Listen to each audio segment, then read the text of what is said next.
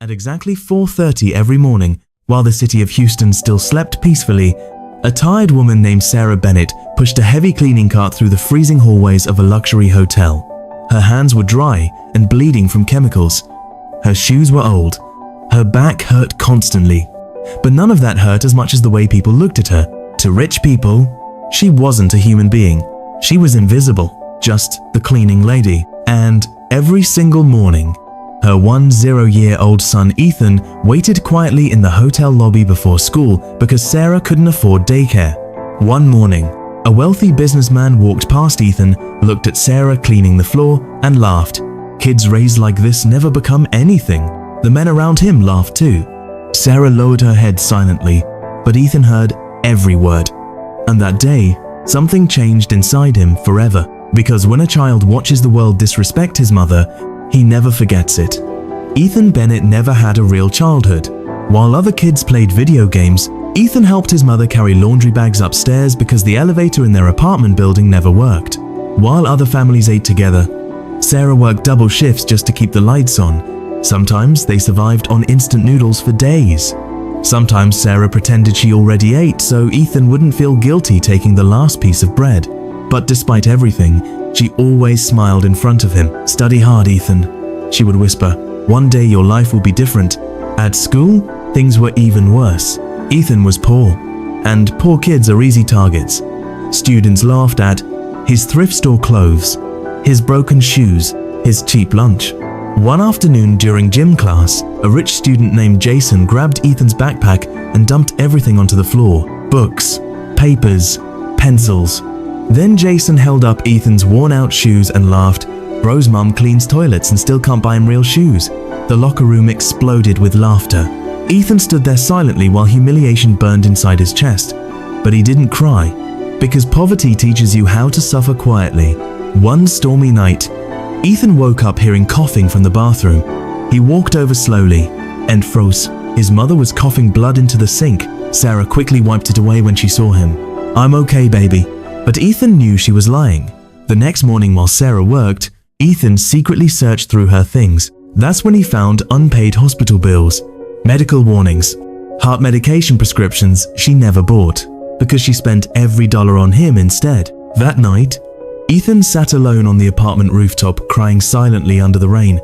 Not because they were poor, but because the only person who truly loved him was destroying herself just to keep him alive. And for the first time in his life, Ethan stopped praying for happiness. He started praying for power. At 17, Ethan became one of the top students in Texas. Teachers were shocked, students were jealous, and Jason hated him even more. Then came prom night, the night Ethan would remember forever. Sarah worked extra shifts for weeks to rent Ethan his first suit. It wasn't expensive, but to her, it was everything. When Ethan arrived at prom, Jason and his friends started laughing immediately. Look who showed up in a fake Walmart tuxedo. People laughed. Phones recorded. And then Jason crossed the line. He looked directly at Ethan and smirked. "At least your maid mother finally cleaned enough bathrooms to afford a suit." Ethan's hands trembled with rage. But before he could react, he saw something devastating. His mother standing outside the venue holding flowers. She had heard everything. And despite being humiliated, she still smiled proudly at him. That moment shattered Ethan's heart. Because nothing hurts more than seeing someone you love suffer while pretending to stay strong for you. That night, Ethan and Sarah sat on the rooftop of their apartment building, eating cheap takeout. The city lights glowed in silence.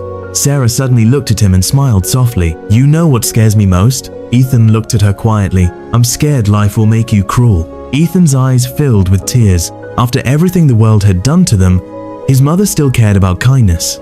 Then she grabbed his hand and whispered, "Promise me something." "What?"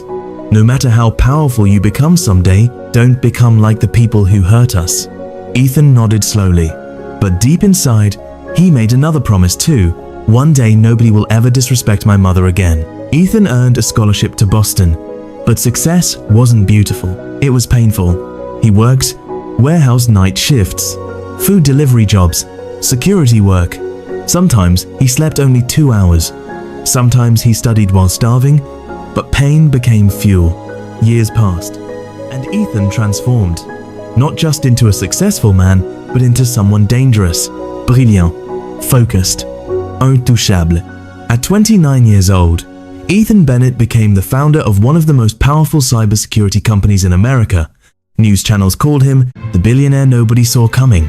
But while the world admired his success, Ethan only cared about one thing: taking his mother away from suffering forever. 10 years after being humiliated at prom, a line of black SUVs stopped outside Ethan's old apartment building.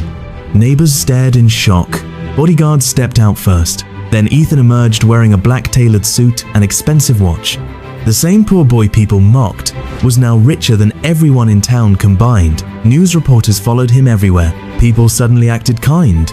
The same neighbors who ignored Sarah for years now smiled nervously, but Ethan ignored all of them because he remembered everything. Every insult, every laugh, every moment his mother cried silently, thinking he didn't notice. Then came the biggest surprise. Ethan purchased the luxury hotel where Sarah used to clean floors, the exact hotel where rich men mocked her years ago.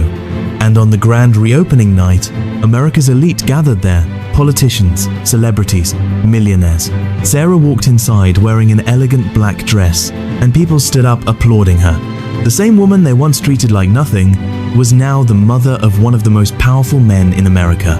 And then Ethan walked onto the stage. The room went silent. He looked at the crowd calmly and said, "My mother spent her whole life cleaning up messes created by rich people." He paused. But today, she walks into this building as the owner. The entire room froze. Some people even started crying. Because real revenge doesn't scream. It arrived successful. Late that night, Ethan and Sarah stood alone inside the empty hotel ballroom. The lights reflected softly across the floor she once cleaned by hand. Sarah looked around with tears in her eyes, then quietly whispered, "I used to pray every night that you'd have a better life than mine." Ethan hugged her tightly. "You gave me life when the world gave us nothing." Sarah smiled weakly, and for the first time in decades, she finally looked peaceful. No stress, no fear, no humiliation, just peace. And as Ethan looked at his mother standing proudly in the place where she was once treated like dirt, he realized something important. Success means nothing unless the people who sacrificed everything for you get to smile in the end.